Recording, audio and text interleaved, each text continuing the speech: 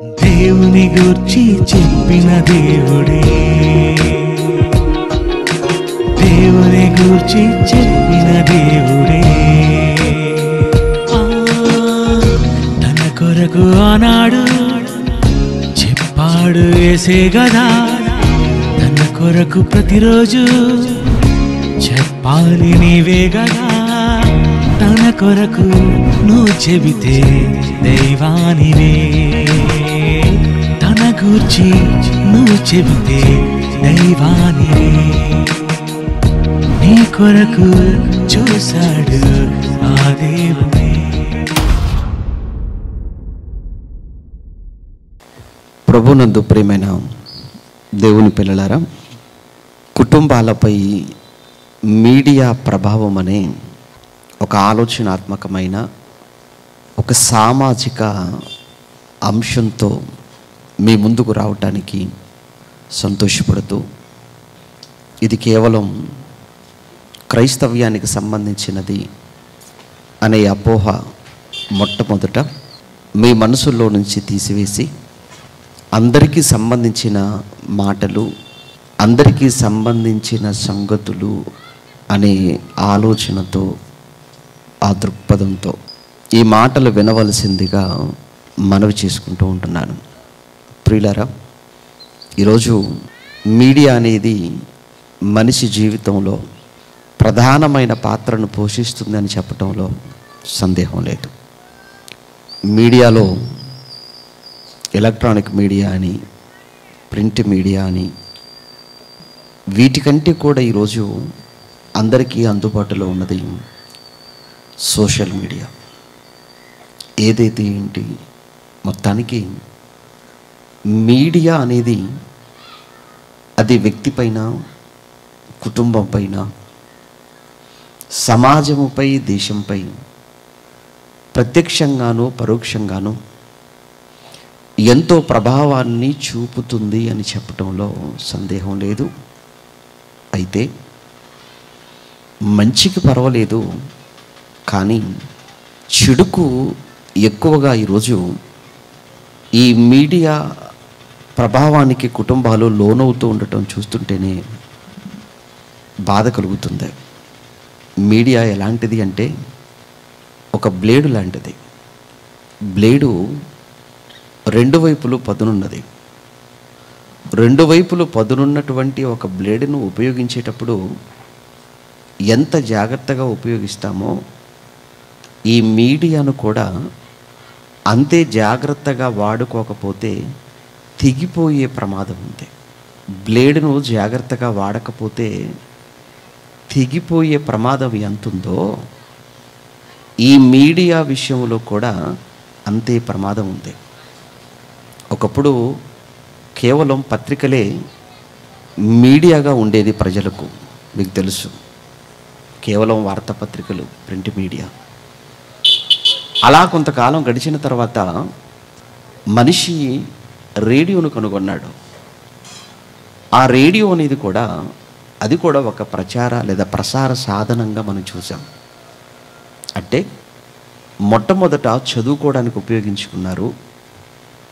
ఆ తర్వాత వినడానికి, విని ఆనందించటానికి, విషయాలు తెలుసుకోవటానికి రేడియో అనేది అందుబాటులోనికి వచ్చింది. అది కేవలం శ్రావ్యం అంటే కేవలం వినికిడి మాత్రమే అందులో. ఇక మరలా కొంతకాలానికి టీవీ అనేది అందుబాటులోకి వచ్చింది, మనందరికీ తెలుసు. అంటే పత్రిక పోయింది, పత్రికతో పాటు తర్వాత రేడియో వచ్చేసింది, రేడియో తర్వాత టీవీ. అంటే కేవలం వినటమే కాదు, వింటూ చూస్తూ కూడా అనేకమైనటువంటి విషయాలను తెలుసుకోవాలి, అనేకమైన సంగతులను సమాజానికి చూపించి వారికి వాటిపైన అవగాహన కల్పించాలి అన్న ఉద్దేశంతో టీవీ అనేది అందుబాటులోనికి వచ్చేసింది. ఆ టీవీ తర్వాత వచ్చినటువంటి మీడియాగా మనం ఒక కంప్యూటర్ని మనం చూస్తుంటాం. కంప్యూటర్ తర్వాత ఒక ట్యాబ్ అనేది అందుబాటులోకి వచ్చింది. ట్యాబ్ తర్వాత ఒక ల్యాప్టాప్ అందుబాటులోకి వచ్చేసింది. ల్యాప్టాప్ తర్వాత ఇప్పుడు అందరి చేతుల్లోకి వచ్చిందే స్మార్ట్ ఫోన్. ఈరోజు స్మార్ట్ ఫోన్ లేనిది ఎవండి ఎవరికి? అందరికీ. పిల్లలు మొదలుకుంటే వృద్ధుల వరకు అందరి చేతుల్లో ఉన్నది స్మార్ట్ ఫోన్. ప్రభునందు ప్రియమైన దేవుని పిల్లలారా, ఇవి ఈరోజు సమాజాన్ని శాసిస్తున్నాయంటే ముమ్మాటికి శాసిస్తున్నాయండి. అది ఇక్కడ విచారకరమైన విషయం ఏంటంటే, అవి మనకు ఉపయోగపడాలి, అవి మన కంట్రోల్లో ఉండాలి, అవి మన కంట్రోల్లో ఉండాలి, అవి మనం చెప్పినట్టుగా అవి ఉండాలి. కానీ విచిత్రం ఏంటంటే, మనిషి వాటి కంట్రోల్లోనికి వెళ్ళాడు. అందుకే ఇక్కడ ప్రమాదం అనేది జరుగుతుంది. అవి మనం వాడుకునే వస్తువులు, అవి మనం చెప్పినట్లుగా అవి వినాలి. కానీ ఈరోజు పరిస్థితి ఎలా మారిపోయింది అని అంటే, కంప్లీట్గా మనిషి వాటి అండర్లోనికి వెళ్ళిపోయాడు.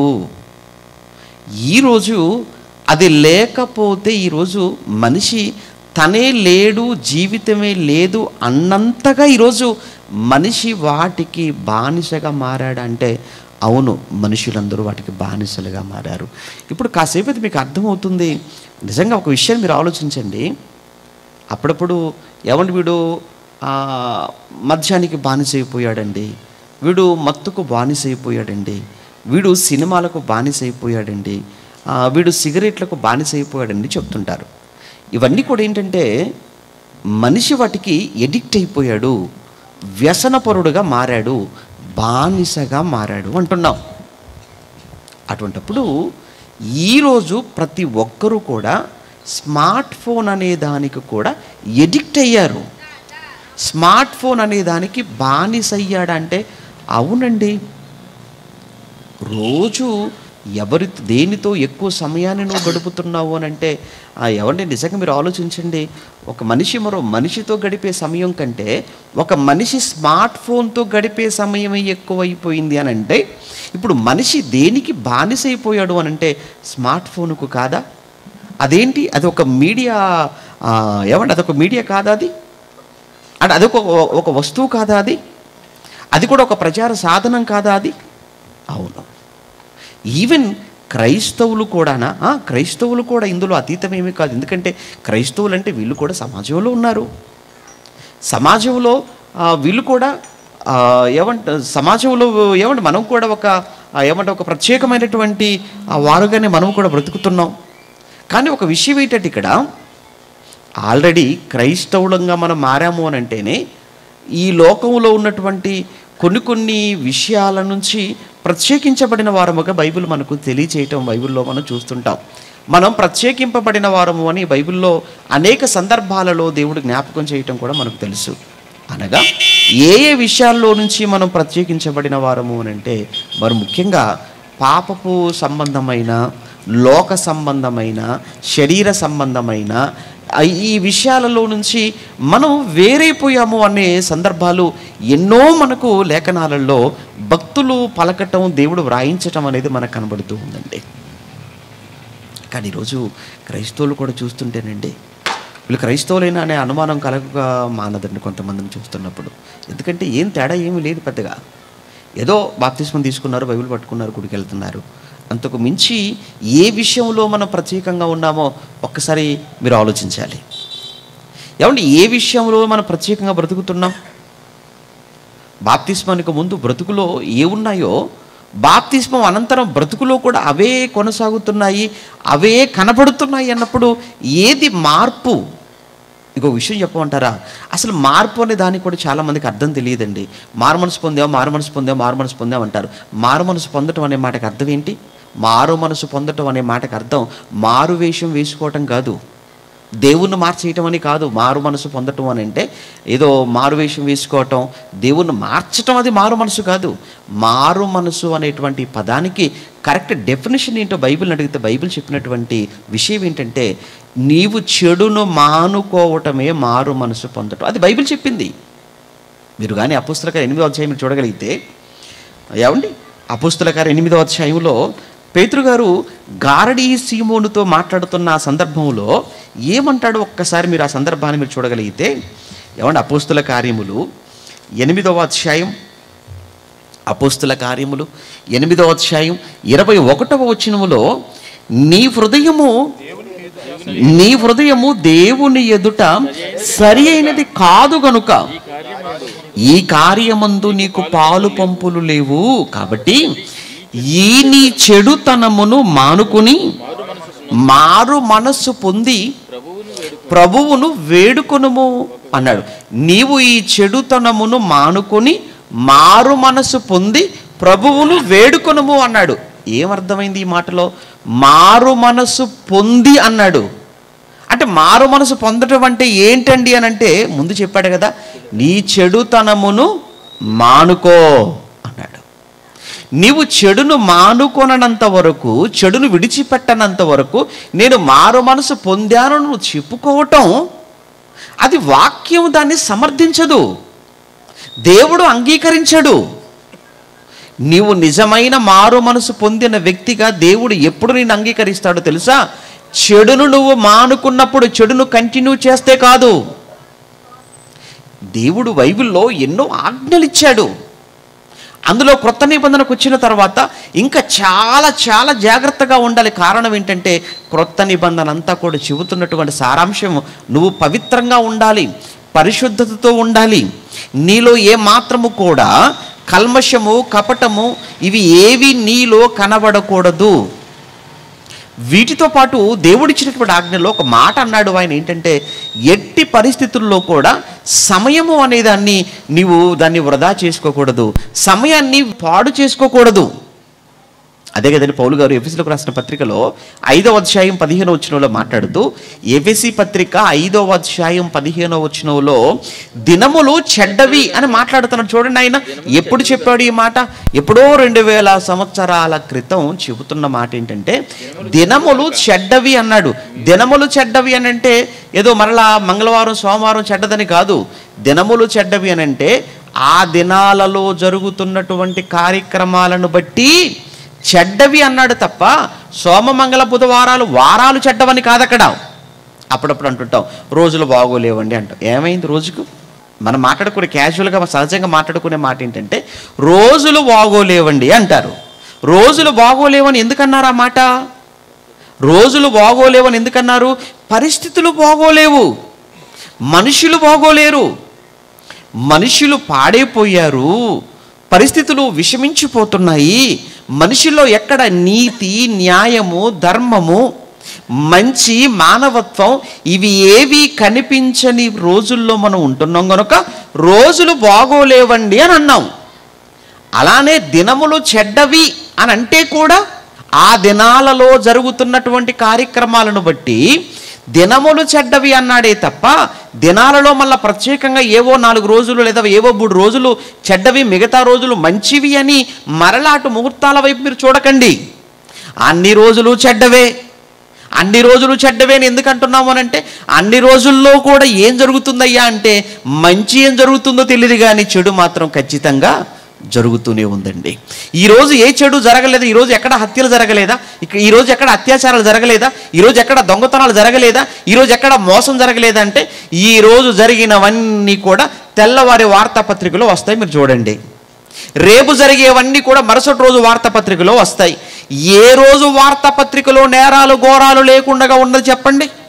ఏ రోజు న్యూస్లో మనకు ఈ వార్తలు వినకుండా ఉన్నామంటారు? ప్రతిరోజు కూడా న్యూస్లో ఇవే వార్తలు. అంటే అన్ని రోజుల్లో ఈ కార్యక్రమాలు జరుగుతున్నప్పుడు అన్ని రోజులు పాడైపోయాయే, అన్ని రోజులు చెడిపోయానే కదా అర్థం. మరి ఈ పరిస్థితుల్లో మనం ఎలా ఉండాలి? చెప్తున్నాడు అనమాట ఆయన. ఏమన్నాడు? 15వ వచనములో దినములు చెడ్డవి, దినములు చెడ్డవి గనుక మీరు సమయమును మీరు పోనివ్వక సద్వినియోగము చేసుకోండి. సమయమును మీరు పోనివ్వకండి, ఎట్టి పరిస్థితుల్లో కూడా మీరు సమయాన్ని మీరు పోనివ్వకండి. అంటే టైం పాస్ అంటారు చాలామంది. అంటే సమయాన్ని టైం పాస్ చేస్తుంటాడట. సమయాన్ని ఏమంటే కాలక్షేపం అంటుంటారు. ఈ కాలక్షేపం ఏంటి, టైం పాస్ ఏంటి, బైబిల్ చెప్పింది ఏంటి, నువ్వు చేస్తున్నది ఏంటి? అప్పుడప్పుడు అంటారు చూసారా, సరదాగా అలా వెళ్ళొద్దామండి, కాలక్షేపం కోసం ఏమండి ఏదో ఒక ఆట ఆడుకుందామండి, ఎక్కడికో తిరిగేసి వచ్చేద్దామండి. బైబిల్ చెబుతున్నది ఏంటి, నువ్వు మాట్లాడుతున్నది ఏంటి? సమయమును పోనివ్వక అన్నాడు. ఈరోజు ఈ మీడియా ఒకటి చేతిలోకి వచ్చేసిన తర్వాత ఎంత సమయాన్ని పాడు చేసుకుంటున్నారో ఒక్కసారి మీరు ఆలోచించండి. ఏమండి, ఈరోజు ఈ మీడియా, ఈ సోషల్ మీడియా మరి ముఖ్యంగా ఇది అందరి చేతికి వచ్చిన తర్వాత, అందరికీ అందుబాటులోనికి వచ్చిన తర్వాత దీన్ని సద్వినియోగం చేసుకోవటం కంటే దుర్వినియోగం చేసుకోవటమే ఎక్కువ. మంచికి వాడటం కంటే చెడుకు వాడటమే ఎక్కువ. ఏమంటే ఆరోగ్యపరమైన వాటికంటే అనారోగ్య కారణమైన వాటి విషయంలోనే ఎక్కువగా మనిషి శ్రద్ధ పెడుతున్నాడు అనేది నిజం. ఏమంటే రోజుకు గంట లేదు, రోజుకు 2 లేదు, రోజుకు 3, రోజుకు 4 గంటలా? ఏమంటే 24 hours 24 గంటలు. రాత్రి పడుకునే ముందు కూడా ఏమంటే చివరిసారిగా సెల్ చూడవలసిందే. ఉదయం లేవగానే మరలా దాన్ని చూడాలి. ఎలా అయిపోయింది చూడండి. ఇవి లేనప్పుడు ఎంత ప్రశాంతంగా ఉండేవాళ్ళు, ఇవి వచ్చిన తర్వాత ఎంత గలివిలి గందరగోళంగా మారిపోయింది తెలుసా అండి. ఈరోజు ఎందుకండి రోగాలు, ఎందుకు చెప్పండి, మాటి మాటికి. ఏమండి ఆ రోజుల్లో ఇవి లేని సమయంలో ఎంత ప్రశాంతమైన వాతావరణం కుటుంబంలో. భార్య, భర్త, పిల్లలు చక్కగా కూర్చోవటం, వాక్యం చదువుకోవటం, ప్రార్థన చేసుకోవటం, పాట పాడటం. ఏమంటే ఒక చక్కటి కుటుంబ ప్రార్థన, మంచి వాతావరణం ఉండేది. ఈరోజు నిజంగా ఏ కుటుంబంలో ఈ వాతావరణం ఉంది జనరల్గా మీరు చెప్పండి. ఏమంటే ఈరోజు కూడా ప్రతిరోజు ఏమంటే మేము ప్రార్థన చేసుకోకుండా, వాక్యం చదవకుండా, పాట పాడుకోకుండా ఏమంటే మేము పడుకునేది లేదండి అని ఈరోజు ఎన్ని కుటుంబాలు చెప్పగలవంటారు చెప్పండి. ఒకప్పుడు చేశాం కదా, ఇప్పుడు ఎందుకు చేయలేకపోతున్నాం? ఒకప్పుడు ఏమంటే ఏవి కరెంటు కూడా లేని సమయంలో, ఇంట్లో లైట్ బల్బు కూడా లేని సమయంలో బుడ్డి దీపాలను వెలిగించుకొని దీపం చుట్టూ కుటుంబం అంతా కూర్చొని ఆ గుడ్డి వెలుగులో బైబిల్ చదువుకొని, పాడుకొని, ప్రార్థించుకొని పడుకున్న రోజులు ఎక్కడ? ఈరోజు ఇంటి నిండా వెలుగే. అయినా ఈరోజు కనీసం ఒక 10 నిమిషాలు, కనీసం ఒక 5 నిమిషాలు కూడా కుటుంబంలో ఉన్న వారు కూర్చొని బైబిల్ చదవలేక, ప్రార్థన చేసుకోలేకపోతున్నారు అంటే ఏం జరిగింది? ఇవి వచ్చేసాయి కదండి. ఇవన్నీ వచ్చాకనే కదా. భర్త ఇంటికి ఎప్పుడు వస్తాడో తెలియదు. పిల్లల వాళ్ళని కూడా ఏమీ అనే పరిస్థితి లేదు. ఎందుకంటే వాళ్ళకు కూడా ఒక్కొక్కరికి ఒక్కొక్క రూమ్, వాళ్ళకు కూడా ఒక్కొక్కరికి ఒక్కొక్క ఫోన్, అందులో టీవీలో ఎన్నో కార్యక్రమాలు అయిపోయాయి. ఇక టీవీ దాకా ఎందుకు చెప్పండి. ఒకప్పుడు టీవీ ముందు, ఇప్పుడు టీవీ అవసరం లేదండి. ఇంకా టీవీలో కార్యక్రమాలు కూడా అన్ని ఫోన్లోనే ఉన్న తర్వాత ఇక టీవీ ముందు కూర్చోవలసిన పని ఏముంది? ఈరోజు అదే కదా జరుగుతుంది. ప్రభునందు ప్రేమ దేవుని పిల్లలారా, ఒక్కసారి మీరు ఆలోచించండి. బైబిల్లో ఒక క్రైస్తవుడుగా మనం విజ్ఞానవంతులముగా, ఈ సమాజానికి మార్గదర్శకులంగా, సమాజానికి ఒక దిక్సూచి లాంటి వాళ్ళం.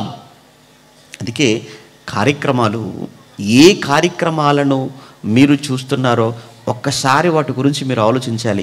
ప్రశ్న వేసుకోవాలి. ఏంటంటే ఈ కార్యక్రమం నాకు ఎంతవరకు ఉపయోగపడుతుంది? ఇది నా మీద ఎంతవరకు ప్రభావాన్ని చూపుతుంది? నా కుటుంబం మీద ఎంతవరకు ఇంపాక్ట్ చూపించగలదు? దీనివలన సమయం ఏమైనా వృధా అవుతుందా? ఇది నా భవిష్యత్తు పైన కూడా ఇది ఏమైనా ప్రభావం చూపించగలదు? ఈ ప్రశ్నలండి. ఇది నాకు ఎంతవరకు ఉపయోగపడుతుంది? ఇది నా కుటుంబం మీద ఏమైనా ప్రభావం చూపుతుందా? లేదా దీనివలన నాకు ఏమైనా మేలు జరుగుతుందా? దీనివలన నా సమయం ఏమైనా వృధా అయిపోతుందా? దీనివలన భవిష్యత్తు ఏమైనా ఆగమైపోతుందా నాది అని ఏ కార్యక్రమాన్ని చూసే ముందైనా, ప్రతి కార్యక్రమం కోసం చూసే ముందు ఒక్కసారి ఈ ప్రశ్నలను వేసుకో. ప్రతి ఒక్కరూ ఈ ప్రశ్నలు వేసుకొని ఆ తర్వాత కూర్చుంటే బాగుంటుందేమో. ఎందుకంటే సమయమును పోనివ్వద్దు. సమయమును మీరు సద్వినియోగం చేసుకోవాలి. సమయం చాలా చాలా విలువైందండి. మనకు తెలియంది ఏముంది చెప్పండి. దేన్ని పోగొట్టుకున్నా తిరిగి మనం సంపాదించుకోవచ్చట, కానీ సమయాన్ని మాత్రం తిరిగి మనం సంపాదించుకోలేము. డబ్బు పోతే మళ్ళీ సంపాదించుకోవచ్చు, పోగొట్టుకున్న బంగారాన్ని మరలా మనం కొనుక్కోవచ్చు, కానీ మన జీవితంలో నుంచి వెళ్ళిన ఒక్క క్షణాన్ని తిరిగి మనం దాన్ని సంపాదించుకోగలమా? No, never. నువ్వు ఏం చేసినా, ఎంత ఖర్చు పెట్టినా నీ జీవితంలో నుంచి వెళ్ళిన ఏ ఒక్క క్షణాన్ని కూడా నువ్వు తిరిగి తెచ్చుకోలేవు. అంటే ప్రపంచంలో అన్నిటికంటే విలువైనది, అన్నిటికంటే గొప్పది ఏదైనా ఉందంటే అది దేవుడు నీకిచ్చిన సమయం, దేవుడు మనకిచ్చిన టైం. ఏం చేస్తున్నారు చెప్పండి? షాటింగ్ చేస్తున్నారా? ఏం చేస్తున్నారు? లైకుల కోసం చూస్తున్నారా? ఏం చేస్తున్నారు? కామెంట్స్ కోసమా? ఎంత విచిత్రంగా మారిపోయిందో తెలుసా అండి ఈరోజు సమాజం. ఏమంటే ఫోటో తీస్తారు, ఏమంటే వెంటనే అప్లోడ్ చేస్తారు. అప్లోడ్ చేసిన కానీ మళ్ళీ ఎదురు చూడటం. ఏంటి ఎదురు చూపులు? ఏమంటే ఎవడు లైక్ చేశాడు, ఎవడు డిస్లైక్ చేశాడు, ఎవడు కామెంట్ చేశాడు, ఏమైనా కామెంట్ చేశాడు, ఏమంటే ఈ రకమే కదా. ఎంత పిచ్చితనం పట్టేసిందని అంటేనండి, ఒక వీడియో చూశాను. ఎంత ఘోరం అంటే లైక్లు రావట్లేదని ఏడ్చేస్తుంది ఫేస్బుక్లో. లైక్లు, నేను ఇంత కష్టపడ్డాను, ఇంత కష్టపడి నేను వీడియో చేశాను, ఇంత కష్టపడి నేను అప్లోడ్ చేశాను, మీరు చూస్తున్నారే తప్ప ఎవ్వరూ లైక్ చేయట్లేదు, మీరు ఎందుకు లైక్ చేయట్లేదు అని ఏడ్చేస్తుంది ఒక అమ్మాయి. పిచ్చిగాని పట్టిందా? పిచ్చిగాని పట్టిందా? ఏమంటే ఈ పిచ్చితనం, ఈ పిచ్చి అన్నది ఏదైతే ఉందో, ఈ పిచ్చి పెళ్ళైనటువంటి వాళ్ళకు కూడా పోలేదండి. ఎలాంటివి ఏమంటే మీ అందరికి బాగా తెలుసు, ఎక్కువగా ఉంటారు కనుక అందులో మీడియాలో, సోషల్ మీడియాలో కొన్ని పేపర్లు పడుతుంటాయి కదా, కొన్ని వస్తుంటాయి కదా న్యూస్లో. ఒక భార్య ఆత్మహత్య చేసుకుందట. ఎందుకు ఆత్మహత్య చేసుకుందా అని తీరా చదవటం ఆరంభించిన తర్వాత, తెలిసిన తర్వాత, చదివిన తర్వాత అనిపించింది ఇది ఇలాంటి వాళ్ళు కూడా ఉంటారా సమాజంలో అని. ఎందుకు ఆత్మహత్య చేసుకుంది భార్య అంటే, ఏమంటే పెళ్ళికి ముందు టిక్ టాక్లు చేసేటువంటి ఒక అలవాటు ఉండేదట ఆవిడకు. పెళ్ళికి ముందు టిక్ టాక్లు.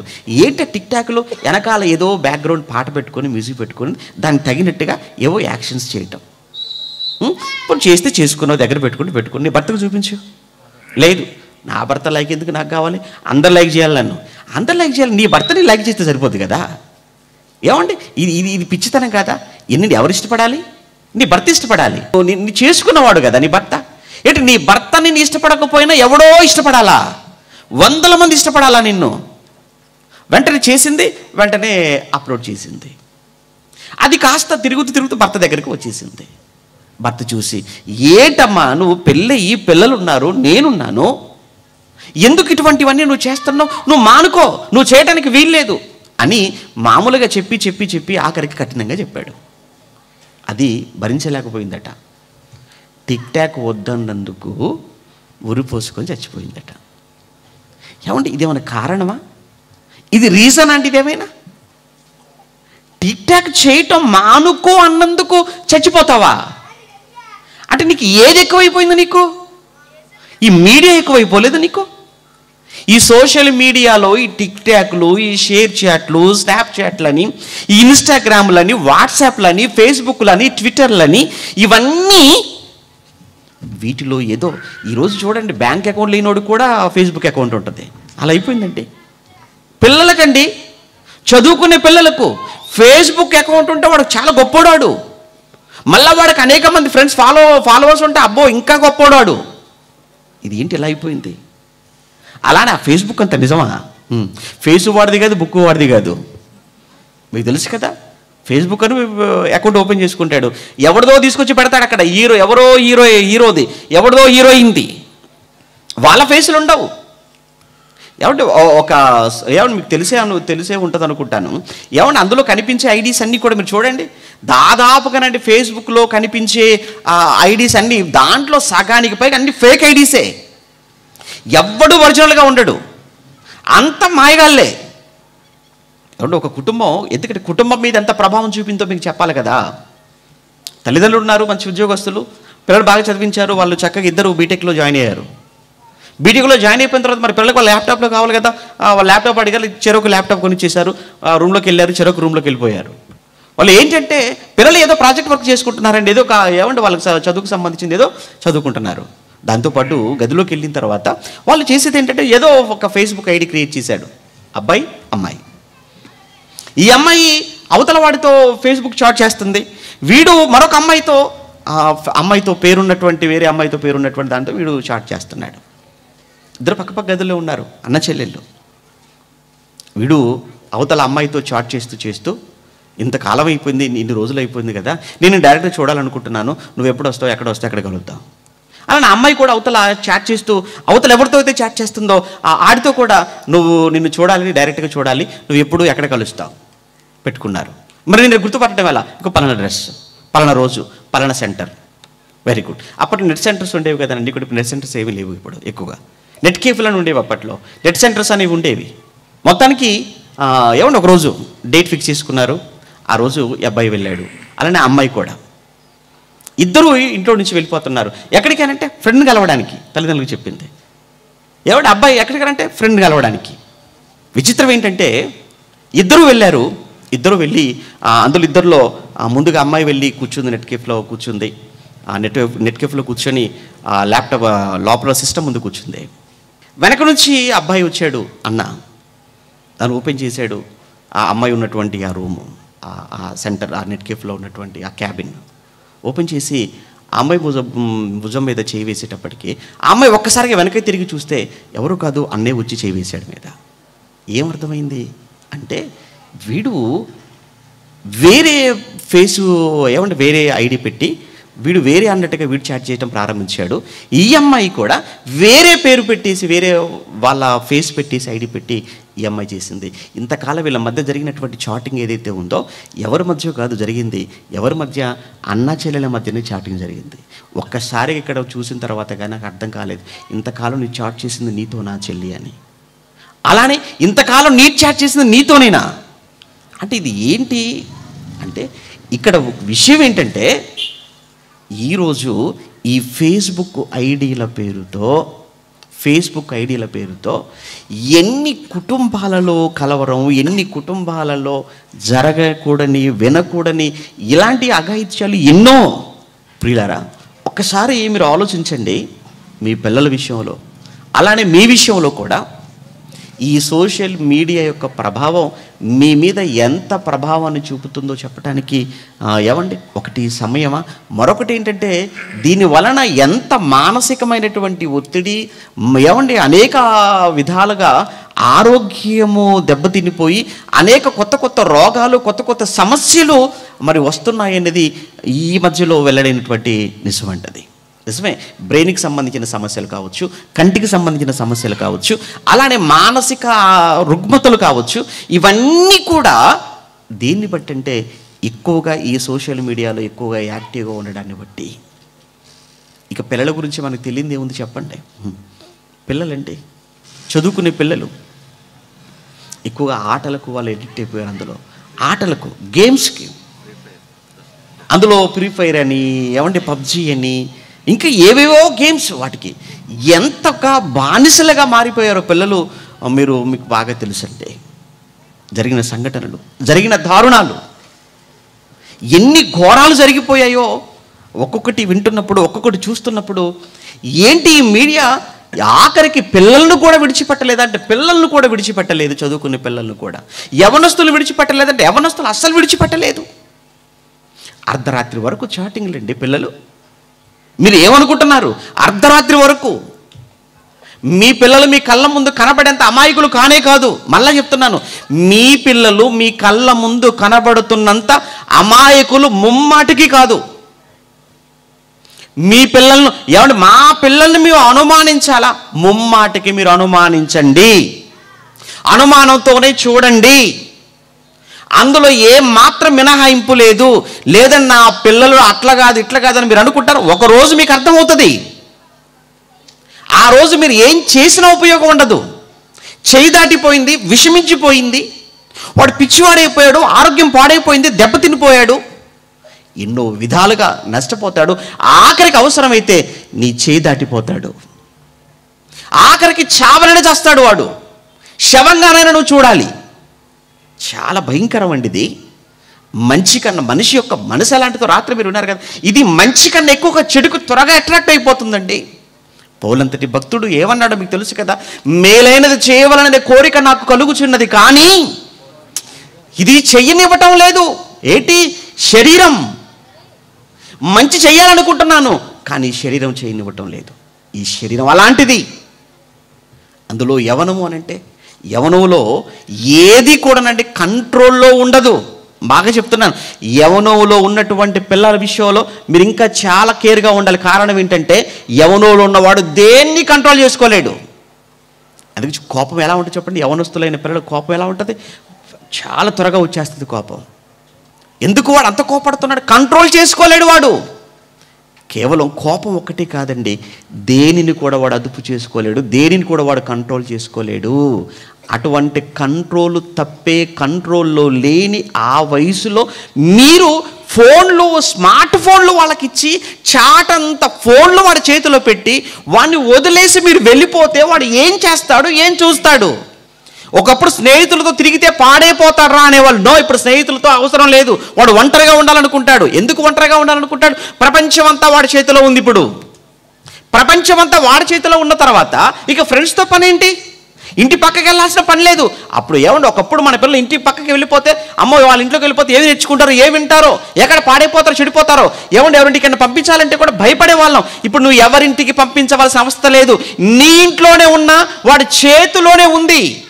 ఇది ఎలాంటిదో తెలుసా? తుపాకీ కంటే, ఒక అణుబాంబు కంటే భయంకరమైనటువంటి వెపన్ ఏదైనా ఉందంటే అది మీ చేతిలో ఉన్న స్మార్ట్ ఫోనేనండి.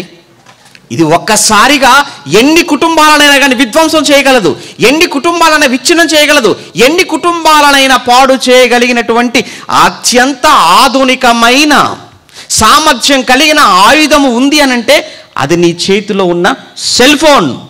ఏముంది, నిన్ను అలా ఫోటో తీసి అలా బటన్ నొక్కితే చాలు ఎన్ని గ్రూపుల్లోకి వెళ్ళిపోవాలి, ఎంతమంది ఫోన్లోకి వెళ్ళిపోవాలి, వాళ్ళు మళ్ళీ ఒక్కసారిగా షేర్ కొట్టారా మరలా వేల మందికి. అంటే నీ గురించినటువంటి ఏదో ఒక సమాచారం నీ కుటుంబానికి సంబంధించో, నీకు సంబంధించో, నీ కూతురుకు సంబంధించో ఏదో ఒకటి అది వాడి చేతిలో పడిందా క్షణాల్లో ప్రపంచవ్యాప్తం అయిపోద్ది. అది వెళ్ళిందా ఒక్కసారి ఇక మళ్ళా దాన్ని వెనకకు తెచ్చుకోలేవు. ఏమైపోతాయి? చావు తప్ప ఏమీ కనబడదు, అవమానం తప్ప ఇంకేమీ ఉండదు. ఎంత ప్రమాదకరమైంది అనుకుంటున్నారు మీరు? చూస్తానికి స్మార్ట్ ఫోన్, ఎవరి పేరెవడి స్మార్ట్ అటది, స్మార్ట్ అంటది. ఎంత ప్రమాదకరమైందండి అది. ఒక్కసారి ఆలోచించండి ప్రియులారా, దయచేసి. వాడొద్దు అనేది కాదు, ఎందుకు వాడుతున్నావు? నువ్వు చేసే పని ఏంటి? నీ పనికి సంబంధించిన విషయాల గురించి నువ్వు అందులో సెర్చ్ చేస్తున్నావా, వెతుకుతున్నావా? ఏమండి, ఒక విద్యార్థివైతే విద్యార్థిగా నువ్వు నేర్చుకునేటువంటి దశలో ఉన్నావు. ఒక విద్యార్థిగా నీ నీకు అవసరమైన సంగతులు మాత్రమే నువ్వు వెతుకుతున్నావు అందులో. నో, అనవసరమైన విషయాలు కూడా నువ్వు వెతుకుతున్నావు అని అంటే అది అక్కడ ట్రాక్ తప్పావు, అక్కడ నువ్వు బానిసైపోయావు. అలానే ఒక రైతు ఉన్నాడంటే అతను రైతుకు తను చేసేటువంటి వృత్తి, దానికి సంబంధించిన సమాచారాన్ని వెతుకు, పర్వాలేదు. అలానే నువ్వు బోధకుడుగా ఉన్నావా, చూడు, పర్వాలేదు. ఏం చూడాలి? నీకు అవసరమైన, నీకు ఉపయోగపడే. కానీ ఏం వెతుకుతున్నావు, అందులో ఏం చూస్తున్నావు? సినిమాలా, సీరియల్లా? ఇవి ఎంతవరకు అయ్యా నీకు ఉపయోగపడవు? ఎవరి సినిమాలు జీవితాలు మార్చగలవా? సీరియల్ జీవితాన్ని మార్చగలవా? అవి ఎంతవరకు అవి కుటుంబాలకు ఉపయోగపడగలవు అంటే అసలు ఎక్కడున్నాయండి ఈరోజు కుటుంబాలు నిలబెట్టగలిగే, కుటుంబాలకు ఉపయోగపడే సినిమాల, సీరియల్లా? పోడా, ఎక్కడున్నాయి అవన్నీ? పాడు చేసేవి తప్ప బాగు చేసేవి ఎక్కడండి? అది ఆయన అంటాడు కొరింథీ పత్రికలో, కొరింథీలకు రాసిన మొదటి పత్రికలో 2వ అధ్యాయం, కొరింథీలకు రాసిన మొదటి పత్రిక 2వ అధ్యాయం 15వ వచనం చూడండి. కొరింథీలకు రాసిన మొదటి పత్రిక 2వ అధ్యాయం 15వ వచనం. కొరింథీలకు రాసిన మొదటి పత్రిక 2వ అధ్యాయం 15వ వచనంలో, ఆత్మ సంబంధి అయిన వాడు అన్నిటినీ వివేచించును. జాగ్రత్తగా వినండి, ఆత్మ సంబంధి అయిన వాడు అన్నిటినీ కూడా వివేచిస్తాడు. ఏమంటున్నాడండి? ఆత్మ సంబంధివా నువ్వు? మనం ఆత్మ సంబంధులం. క్రైస్తవుడా, నువ్వు అన్నిటినీ కూడా ఏం చేయాలి? వివేచించాలి. నువ్వు చాలా జాగ్రత్తగా ఉండాలి. ఏది పడితే అది నొక్కుతున్నావా? ఏది పడితే అది వెతుకుతున్నావా? దేన్ని పడితే దాన్ని చూస్తున్నావా? అన్ని వింటున్నావా? ఏమైపోతావో తెలుసా? నీ మనసు చెడిపోద్ది. నీ మనసు చెడిపోతే ఆ తర్వాత నువ్వు మరొకరు చెడిపేస్తావు, వాడేం చేస్తాడు? మరొకరు చెడిపేస్తాడు. ఇలా నీ కుటుంబం అంతా కూడా నిన్ను బట్టి, నువ్వు చేసిన దానిని బట్టి నీ కుటుంబం చెడిపోవటం లేదు, నీ మీద చూపించిన ఆ ఇంపాక్ట్, ఆ ప్రభావం ఆఖరికి అది నీ కుటుంబం మీద కూడా చూపిస్తుంది. అందుకే నువ్వు చాలా జాగ్రత్తగా వివేచించాలి. ఏమన్నాడు? ఆత్మ సంబంధి అయిన వాడు అన్నిటినీ కూడా వివేచిస్తాడు. అంటే వివేచించటం అని అంటే ఆలోచించటం. చెప్పాను కదా, ఇది నాకేమైనా మేలు చేస్తుందా? వివేచన. దీనివల్ల నా సమయం ఏమైనా వృధా అవుతుందా? వివేచన. ఇది నా కుటుంబం మీద ఏ విధమైన ప్రభావం చూపగలదు? వివేచన. దీని వలన భవిష్యత్తులో నాకేమైనా మేలు జరుగుతుందా? వివేచన. ఆత్మ సంబంధి అయిన వాడు అన్నిటినీ వివేచించి అడుగు ముందుకు వేయాలి తప్ప అనాలోచనగా, ఆలోచన లేక అవివేకముతో నువ్వు లోపలికి వెళ్ళావా మరలా రాలేవు. నువ్వు పాడైపోయావా అనేకులు పాడు చేయటానికి తప్ప మరలా నువ్వు బాగుపడవు, బాగు చేసే అవకాశము నీకు ఉండదు అన్నాడు. అందుకే కొలసీ పత్రికలో కూడా మాట్లాడుతూ, కొలసీలకు రాసిన పత్రిక 3వ అధ్యాయం, పౌలు గారు కొలసీలకు రాసిన పత్రిక 3వ అధ్యాయం 5వ వచనము నుంచి, కొలసీలకు రాసిన పత్రిక 3వ అధ్యాయం 5వ వచనంలో, కావున ఏమంటున్నాడంటే, భూమి మీద నున్న మీ అవయవములను అనగా జారత్వమును, అపవిత్రతను, కామాతురతను, దురాశను, విగ్రహారాధన అయిన ధనాపేక్షను మీరు చంపివేయండి అన్నాడు. ఎందుకంటే ఏమండి, వీటిని మీరు చంపేయాలి, వీటిని మీరు చంపాలి. ఏవి? ఇప్పుడు చెప్పినటువంటి ఈ లక్షణాలు ఏవైతే ఉన్నావో వీటిని మీరు చంపాలి. కానీ ఈరోజు చూడండి, ఏది మీరు చూడండి, వాటిని ఇంకా రేపేవి తప్ప వాటిని చంపేసేవి ఏ కార్యక్రమాలు ఉన్నాయి చెప్పండి?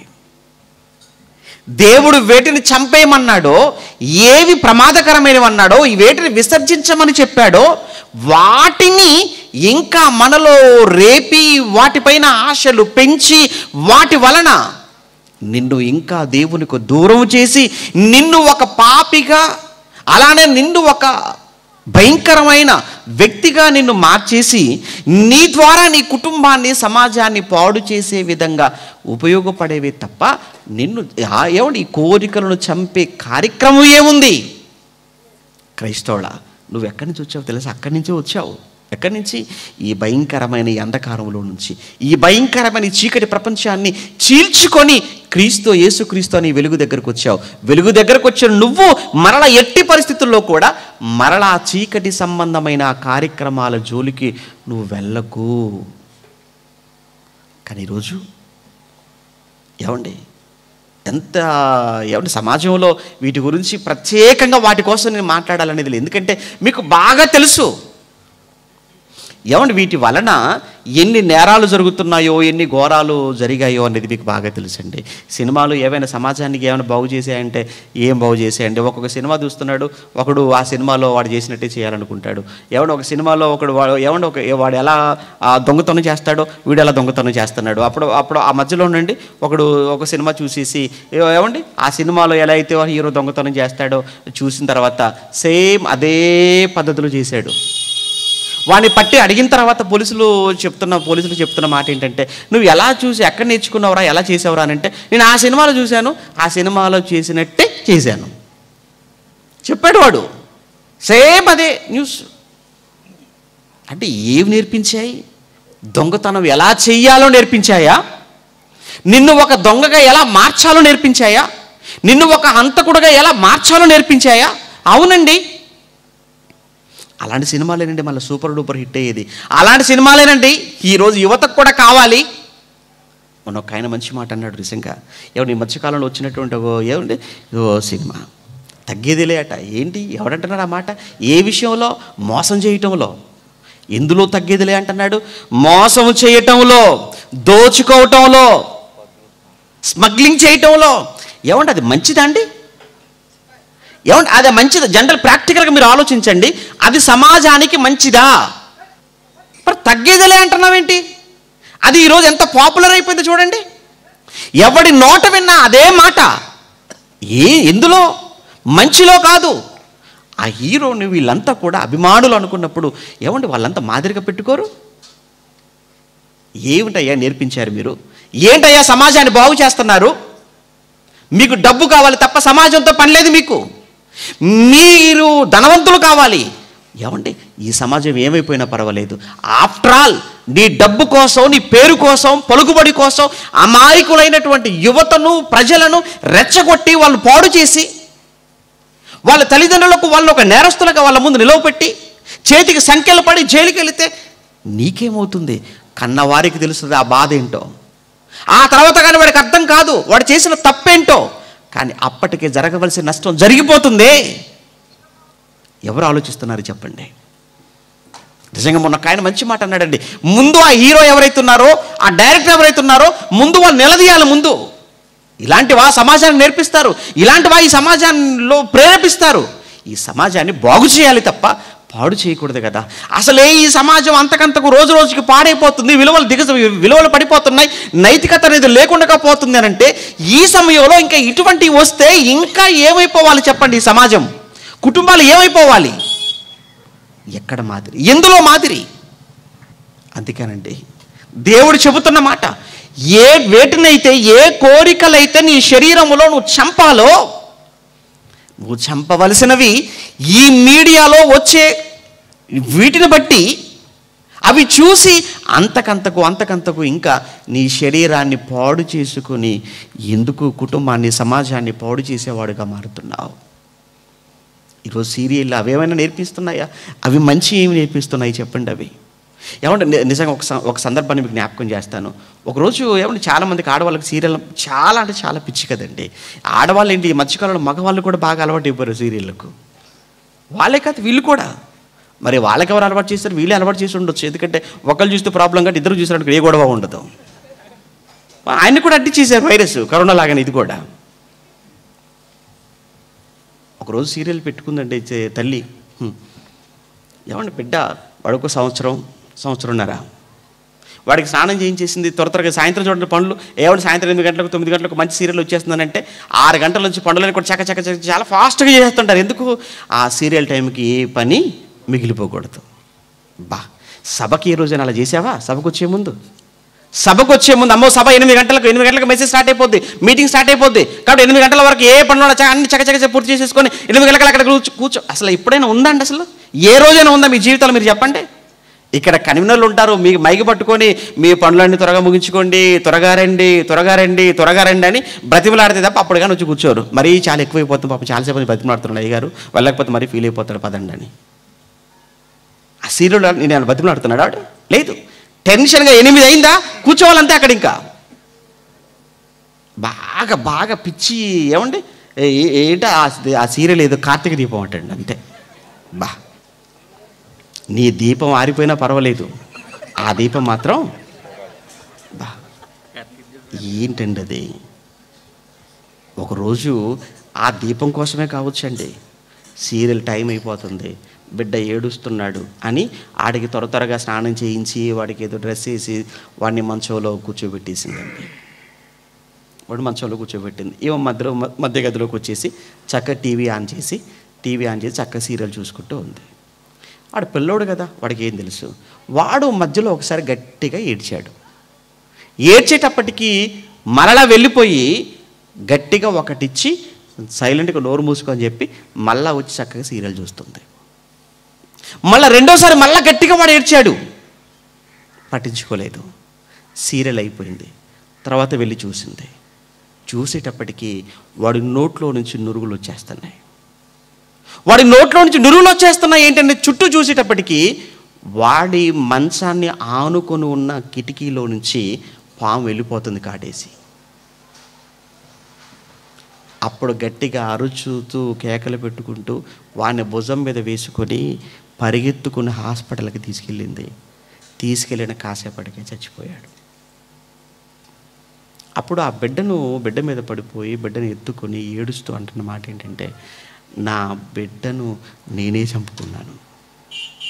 సీరియల్ పిచ్చిలో పడిపోయి, ఆ మత్తులో పడిపోయి వాడు ఏడ్చినా కానీ పట్టించుకోకుండా నేను ఆఖరికి సమయానికి నేను స్పందించి ఉన్నా బాగుండేదేమో, కానీ ఆలస్యం చేశాను, బిడ్డను పోగొట్టుకున్నాను.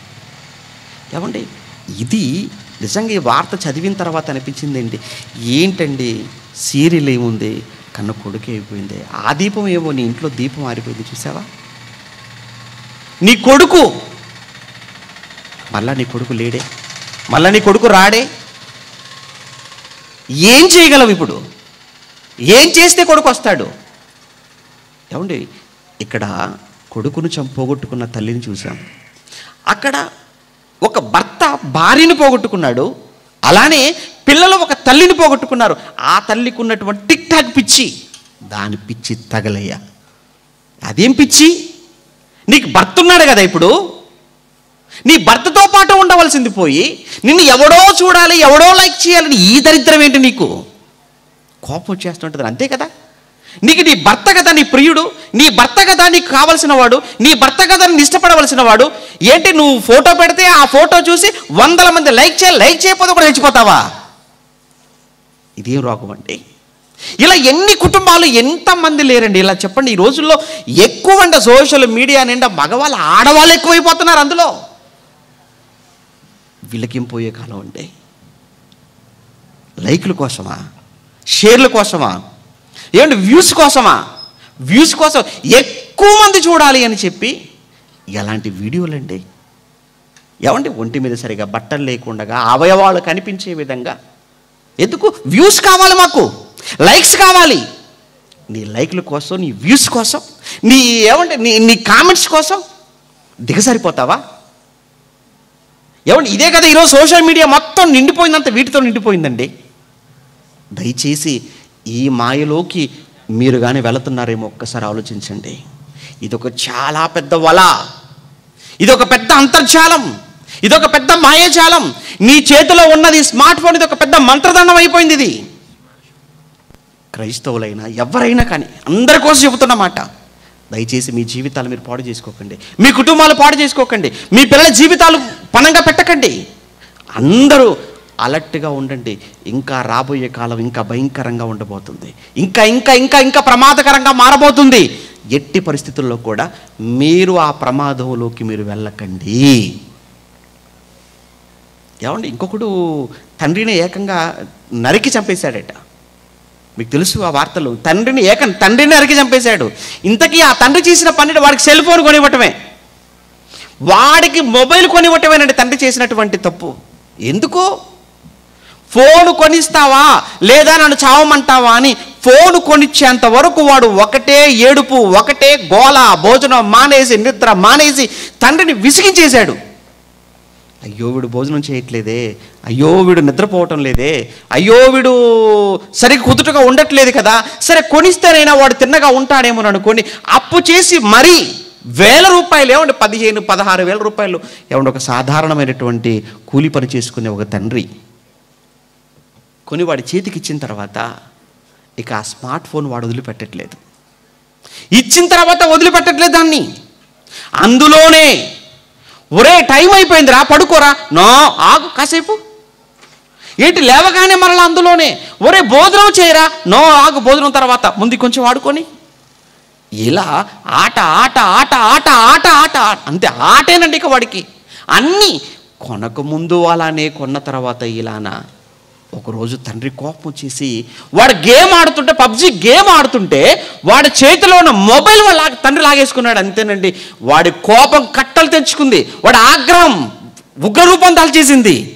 ఆ మూలన ఉన్న గొడ్డలు తీసుకుని వెళ్ళి తండ్రి తల మీద గట్టిగా కొట్టేశాడు. అంతే, తండ్రి అక్కడికక్కడ కుప్పకూలిపోయాడు.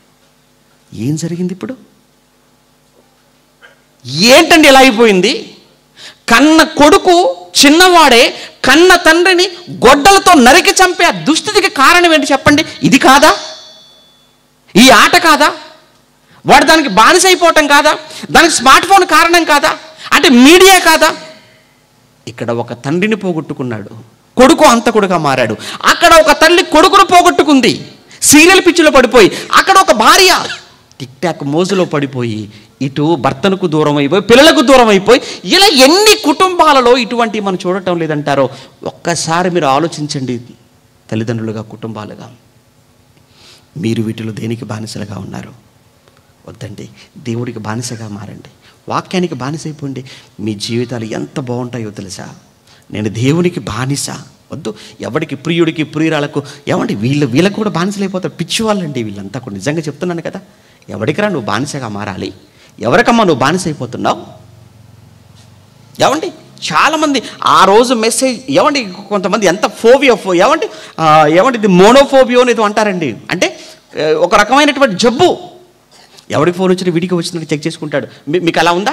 ఎవడు ఫోన్ రింగ్ అవుతుంటుంది, నా ఫోన్ రింగ్ అయినట్టుగా చూసుకుంటాడు, అంతే చేపెట్టేసుకుంటాడు అంతే. ఎవరికో మెసేజ్ వచ్చినట్టుగా వీడికి వచ్చినట్టుగా ఫీల్ అయిపోతుంటాడు. ఇదేంటి? ఒక రకమైన జబ్బది. నీకు వచ్చేసిందనమాట. ఇదే ఫోబియా. ఒక అరగంట ఏమంటే ఒక అరగంట కూడా మొబైల్ చూడకుండా ఉండలేని పరిస్థితికి దిగజారిపోయారండి ఈరోజు పిల్లలు. ఒక అరగంట దూరంగా పెట్టి ఉండమనండి, ఒక రోజంతా ఫోన్ మాట్లాడకుండా ఉండమనండి, ఒక రోజంతా ఫోన్ చూడకుండా ఉండమనండి. అది సాధ్యమా? తినకుండా ఉండమని చెప్పండి, బ్రదర్ మేము తినకుండా ఉంటాం ఒకరోజు అవసరమైతే భోజనం మానుకొని. ఒకరోజు భోజనం మానుకునైనా మేము ఉండగలం, అవసరమైతే 2 రోజులైనా మేము తినకుండా ఉండగలం, పడుకోకుండా ఉండగలమేమో తప్ప దయచేసి మొబైల్ చూడకుండా, మొబైల్లోకి వెళ్ళకుండా, వాట్సాప్ చూడకుండా, ఫేస్బుక్ చూడకుండా, చాటింగ్ చేయకుండా మేము ఉండలేము. ఇది కదా ఈరోజు దుస్థితి, ఇదే కదా ఈరోజు ట్రెండ్. అంతెందుకండి, వయసు అయిపోయిన వాళ్ళకి బుద్ధి లేకుండా ఉందండి. వయసు అయిపోయిన వాళ్ళకే తల్లిదండ్రులుగా పెద్దలుగా ఏమంటే మీరే ఎలా ఉన్నారో ఒక్కసారి మీరు ఆలోచించండి. ఏం చూస్తున్నారమ్మ టీవీలో? ఏంటంటే పిల్లలు స్కూల్ నుంచి వస్తారు, స్కూల్ నుంచి రాగానే వాళ్ళు హోంవర్క్లు అవి చేసుకోవాలి. లేవు హోంవర్క్లు అవి చేసుకుంటుంటే తల్లిగా తండ్రిగా మీరు మాత్రం ఏం చేస్తున్నారు? చక్కగా టీవీ ఆన్ చేసుకుని జబర్దస్త్ చూసుకుంటూ కూర్చుంటారా? చూడండి బాగా ఏం చేస్తున్నారు మీరు. పిల్లలు స్కూల్ నుంచి వచ్చారు, వాళ్ళు చదువుకుంటున్నారంటే కనీస జ్ఞానం కూడా లేకుండా ఏం మాట్లాడుతున్నారు ఫోన్లో, ఏం చూస్తున్నారు ఫోన్లో, ఏం చూస్తున్నారు టీవీలో, ఏ ప్రోగ్రామ్స్ మీరు చూస్తున్నారు. ఇక మీ పిల్లలు సరిగా ఉండాలి అంటే, మీ పిల్లలు చక్కగా ఉండాలి అంటే వాళ్ళు ఎలా ఉంటారు చెప్పండి. ఏమండి, మీ పిల్లల్ని ఎవరో పాడు చేస్తున్నారు మీరు అనుకుంటున్నారేమో, మీరే పాడు చేస్తున్నారేమో. ఒక్కసారి మీరు ఆలోచించుకోండి. ఈ కోణంలో దయచేసి చెప్తున్నాను, బాధతో చెప్తున్నాను, వేదనతో చెప్తున్నాను. మీరు తప్పు చేయకండి, మీ పిల్లల జీవితాలను పాడు చేయకండి. ఎవరో పాడు చేస్తున్నారు అనకండి. మీ కుటుంబాలు మీరే చేతులారా పాడు చేసుకున్న వాళ్ళు అవుతారు. మీరు ఎవరికి ఎక్కువ సమయం ఇస్తున్నారు, దేనికి ఎక్కువ టైం కేటాయిస్తున్నారు, సమయాన్ని దేనికి వృధా చేస్తున్నారు మీరు. ఏమన్నాడండి చివరికి ఫిలిప్పీలకు రాసిన పత్రిక 4వ అధ్యాయం ముగించుకుందా. ఫిలిప్పీలకు రాసిన పత్రిక 4వ అధ్యాయం అపోస్తలుడైన పౌలు ఫిలిప్పీలకు రాసిన పత్రిక 4వ అధ్యాయం 8వ వచనం చూడండి. ఫిలిప్పీలకు రాసిన పత్రిక 4వ అధ్యాయం 8వ వచనం. మెట్టుకు సహోదరులారా, ఏం చెప్తున్నాడండి ఫిలిప్పీలో ఉన్న సంఘంతో? నా సహోదరులారా, ఏ యోగ్యత అయినను మెప్పైనను ఉండిన ఎడల ఏవి సత్యమైనవో మీరు చూసే వాటిలో ఏవి సత్యమైనవి. సత్యము అంటే వాస్తవమైనవి. ఎందుకంటే ఇవన్నీ కూడా వచ్చేవన్నీ కూడా అవాస్తవాలండి, ఫేక్ న్యూస్లు. ఇంకా మనకున్నటువంటి దరిద్రం ఏంటి చెప్పంటారా? ఈ గ్రూపులలో కూడా ఎక్కువగా ఎలాంటివి షేర్ చేయాలో కూడా తెలియట్లేదండి. అసలు ఎటువంటి షేర్ చేస్తున్నారు? ఎవరిదో ఒక సంవత్సరం క్రితం ఫోటో అండి, ఎవరికో ప్రమాదం జరిగింది అనుకోండి, ఇక్కడికి 100 రూపాయలు పంపించండి అని ఎప్పుడుదో పెడతారండి. మళ్ళీ సంవత్సరం తర్వాత ఆడ ఆల్రెడీ చక్కగా ఇంట్లో ఉంటాడు. అసలు ఆడెవడో కూడా ముఖం తెలియదు, షేర్ చేయటమే. ఏంటోనండి, ఏం షేర్ చేస్తున్నారు? మీరు దీని మీద నొక్కండి మీకు 1,00,000 రూపాయలు వస్తాయి, లేదంటే దీన్ని మీరు షేర్ చేయండి 10 మందికి మీకు వెంటనే శుభవార్త వింటారు. మీరు షేర్ చేస్తారు, ఇవన్నీ షేర్ చేస్తారు.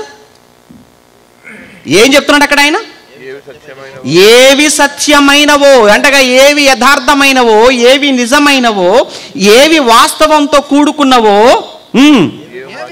ఏవి మాన్యమైనవో, ఏవి గౌరవంతో కూడుకున్నవో, ఏవి మాన్యమైనవో, ఏవి న్యాయమైనవో, ఏవి పవిత్రమైనవో, ఏవి రమ్యమైనవో, ఏవి ఖ్యాతి గలవో వాటి మీద మీరు ధ్యానం ఉంచుకోనండి చెప్పాడు. చూసారా ఎన్ని లక్షణాలు చెప్పాడు? సత్యమైన వాటి మీద, న్యాయమైన వాటి మీద, మాన్యమైన వాటి మీద, పవిత్రమైనవో కావో, అవి ఏమన్నాడు? రమ్యమైనవో కావో వాటి మీద మీరు ధ్యానం ఉంచుకోండి, వాటి మీద మీరు మనసు పెట్టండి అన్నాడు. ఏమండి, మీరు చూసే మీరు వినే ఈ వార్తలు ఏమండి ఈ క్వాలిటీస్ ఉన్నాయి ఒకసారి చూడండి. అది నిజంగా యథార్థమైనదా? అది ప్రేమ కలిగిందేనా? అది ఖ్యాతి కలిగినదేనా? అది గౌరవంతో కూడుకున్నదేనా? లేదా ఎదుటి వ్యక్తిని అవమానపరిచేదా? అంటే మనం చూసే, మనం స్ప్రెడ్ చేసే, మనం షేర్ చేసే ఏమండి వాటికి ఉండవలసిన క్వాలిఫికేషన్స్ అండి, అర్హతలండి. వాటి మీదనే మీరు మనసు పెట్టుకోండి. వద్దు ఇక మిగతా వాటి జోలికి వెళ్ళకండి. అవి మీ మీద ప్రభావం చూపుతాయి, మీ కుటుంబం మీద ప్రభావం చూపుతాయి. ఏ విధమైన ప్రభావం? మంచి కాదు, చెడు ప్రభావాన్ని. ఆల్రెడీ మనం దాటొచ్చేసాం. మన ప్రాచీన స్వభావాన్ని విడిచిపెట్టి వచ్చేసాం. మనం అంధకారంలో నుంచి మనం ఈ వెలుగులోనికి, జీవంలోనికి వచ్చేసాం కదా. మనమే కదా ఈ సమాజానికి మార్గాన్ని, మనమే కదా ఈ సమాజానికి దిక్సూచి, ఈ సమాజానికి నడిపించవలసిన వారు, దిక్కుగా ఉండవలసిన వారు. మీరు ఈ లోకమునకు ఉప్పు అన్నాడే, ఈ లోకమునకు జ్యోతులు అన్నాడే, ఈ లోకమునకు దిక్కు అన్నాడే. ఎన్ని మాటలయ్యా నీ కోసం, నా కోసం దేవుడు చెప్పాడు. క్రైస్తవులారా ఎలా ఉన్నారు ఒక్కసారి చూడండి. అందరూ ఒక్కసారి ఆలోచించుకోండి. వేటికి మీరు బానిసలుగా మారారో వాటిని మీరు విడిచిపెట్టే ప్రయత్నం చేయండి. లేదు అనంటే ఒకానొక రోజు అవి మీ కుటుంబాన్ని పూర్తిగా పతనం చేయక తప్పదు, పూర్తిగా మిమ్మల్ని పాడు చేయక తప్పదు, మీ కుటుంబాన్ని తుడిచివేయక తప్పదు. కనుక ఏమంటే నా ప్రియులుగా, ఆత్మీయులుగా మీ అందరికీ కూడా నేను చివరిగా చెప్పే మాట, ఒక్కసారి మంచికి ఏమంటే ఇది ముందుకు చెప్పాను కదా, ఇది ఒక బ్లేడ్ లాంటిది అని చెప్పాను. అవును, ఈరోజు దీనివల్ల మంచి లేదా మేలు లేదంటే ఉంది. చాలా సమయం మనకు సేవ్ అయ్యే విధంగా కూడా మనం వాడుకోవచ్చండి. ఒకప్పుడు కరెంటు బిల్లు కట్టాలంటేనండి ఎక్కడికో వెళ్ళాలి, లైన్లో నిలబడాలంటే ఇప్పుడు అవసరం లేదండి. ఎంత టైం మీకు సేవ్ అయిపోయిందండి. ఒకప్పుడు ఏంటి ఎవరికైనా అమౌంట్ పంపించాలంటే బ్యాంక్కి వెళ్ళాలి, లైన్లో నిలబడాలి, వచ్చారాయలో చాలా పెద్ద తతంగం అండి. ఈరోజు ఎంత ఈజీ అయిపోయింది చూసారా. మంచికి వాడుతున్నారా, మేలుకు వాడుతున్నారా? దేనికి వాడుతున్నారు చెప్పండి? దేనికి వాడుతున్నారు? ఎందుకు అనవసరమైన సీరియల్? ఆ సీరియల్ ఏం నేర్పిస్తున్నాయి చెప్పండి? కుటుంబాలను ఎలా కట్టుకోవాలని నేర్పండి, కుటుంబాలను ఎలా పడగొట్టాలి, అవే కదా నేర్పిస్తున్నారు అందులో. కుటుంబం నిలబడాలంటే ఏం చేయాలో కాదు, కుటుంబంలో కక్షలు, కుటుంబంలో పగలు, కుటుంబంలో ద్వేషాలు, కుటుంబాలను ఎలా విచ్ఛిన్నం చేయాలో అవే కదా అందులో ఉన్నవి. ఏమండి ఎంతమంది అండి తోటి కోడల మధ్య గొడవలు, ఆడపడుచుల మధ్య గొడవలు, అత్త కోడల మధ్య గొడవలు, ఇవే కదా. ఆ మధ్యకాలంలో సామాజికవేత్తలు కూర్చొని వాళ్ళు ఏమండి ప్రెస్ మీట్కి ఇచ్చినటువంటి రిపోర్ట్ ఏంటంటే, ఏమండి ఈ సీరియల్ ఎప్పుడైతే ఆగిపోతాయో అప్పుడేనండి ఆడవాళ్ళు బాగుపడతారు, కుటుంబాలు బాగుపడతాయి అన్నారండి. వాళ్ళన్నమాట. అంటే వాళ్ళకి అర్థమైపోయింది సామాజికవేత్తలకు కూడా ఏంటంటే ఇవి ఎంత ప్రభావం చూపుతున్నాయో కుటుంబాల మీదని. వాటిలో మీరు ఉన్నారా? మీరు ఉన్నారా? వచ్చేసేయండి, బయటకు వచ్చేయండి. వద్దు, వాటి బారిన మీరు పడకండి, వాటికి బానిసలుగా మీరు మారకండి. ఎంతమందిని పోగొట్టుకున్నారు దేవుడు. నేను మీకు చెప్పినవి కేవలం కొన్ని మాత్రమేనండి, కేవలం కొన్నే మీకు చెప్పాను. మీకు తెలుసు ఎంత మాయ జరుగుతుందో, ఎంత మోసం, ఎంత చీటింగ్ అండి, ఎంత మాయని, ఎంత ఏమంటే మోసాలు జరగట్లేదని దీని పేరుతో ఎక్కువగా జరుగుతున్న మోసాలండి, సైబర్ మోసాలు ఎక్కువగా జరుగుతున్నాయని మీరు వింటూనే ఉన్నారండి. ఇవన్నీ కూడా ప్రేమ పేరుతో మోసాలండి. ఫేస్బుక్ పరిచయం అట, ఏంటో ఫేస్బుక్లో పరిచయం అట, డైరెక్ట్ పెళ్ళట. ఏమంటే మీ పెళ్ళి ఎలా అయిందంటే ఫేస్బుక్ ద్వారా అయిందంటే అంటారు. మీ పెళ్ళి ఎలా అయిందంటే వాట్సాప్ ద్వారా. మీ పెళ్ళి ఎలా అయిందంటే మిస్డ్ కాల్ అండి, అంతే. మిస్డ్ కాల్ ప్రేమ అంటే మిస్డ్ కాల్ పెళ్ళట. ఆ తర్వాత ఇద్దరు మిస్ అయిపోయారు. ఇవ్వండి, దయచేసి వీటి జోలికి వెళ్ళకండి మీరు. ఇవి మీకు చాలా ప్రమాదం. అందుకే దేవుడు చెప్పాడు కదా, మీరు ఒక వార్త మీరు వింటున్నారు అని అంటే, దాన్ని మీరు షేర్ చేస్తున్నారు అంటే, ఒక కార్యక్రమాన్ని మీరు చూస్తున్నారు అని అంటే అది ఏంటి, దానికి ఉండవలసిన క్వాలిఫికేషన్స్ ఏంటి? అది నిజంగా న్యాయమైనదేనా? అది సత్యమైనదేనా? అది రమ్యమైనదేనా? అది ఖ్యాతి కలిగినదేనా? అది న్యాయమైనదేనా? అది పవిత్రమైనదేనా? ఒక్కసారి మీరు ఆలోచించండి. ఆ తర్వాత పర్వాలేదు. ఏమండి లేదంటే పూర్తిగా పక్కన పెట్టండి, లేకపోతే మీ కుటుంబాన్ని అవి పాడు చేస్తాయి. ఎన్నో కుటుంబాలు బలైపోయాయి, ఎన్నో కుటుంబాలు పాడైపోయాయి. వాటన్నిటినీ మీకు చూపించాలంటే, ఎందుకంటే ఆల్రెడీ న్యూస్లో చూస్తున్నారు, అవన్నీ మళ్ళీ తీసుకొచ్చి నేను మీకు చూపించాను అనుకోండి, మళ్ళీ మీకు ఏదో న్యూస్ చెప్పినట్టుగానే ఉంటుంది, వాక్యం చెప్పినట్టుగా ఉంటుంది. అందుకే కొన్ని మాత్రమే చెప్పాను. ఏ సమయంలో మనం ఎలా జాగ్రత్తగా ఉండాలో అనేది వాక్యంలో నుంచి మీకు ముందు చూపించాను.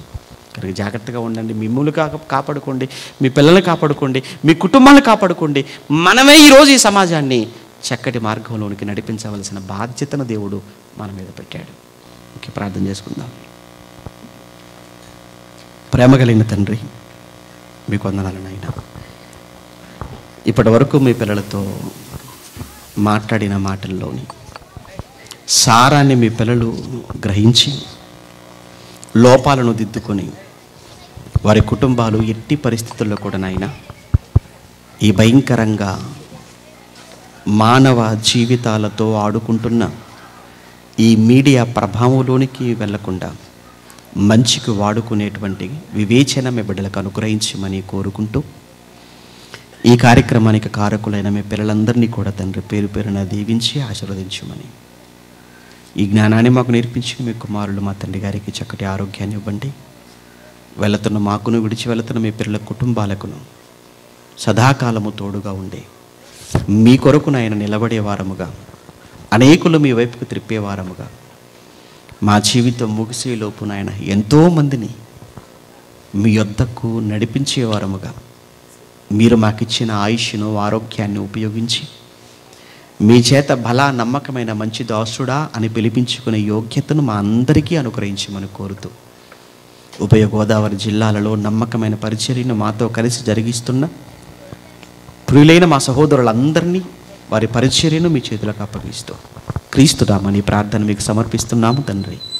ఆమేన్. మన తండ్రి అయిన దేవుని ప్రేమ, కుమారుడైన యేసుక్రీస్తుల వారి కృప, పరిశుద్ధాత్మని యొక్క అన్యోన్య సహవాసం ఇప్పుడు ఎల్లప్పుడూ సదాకాలం మనందరికీ తోడై నడిపించునుగాక.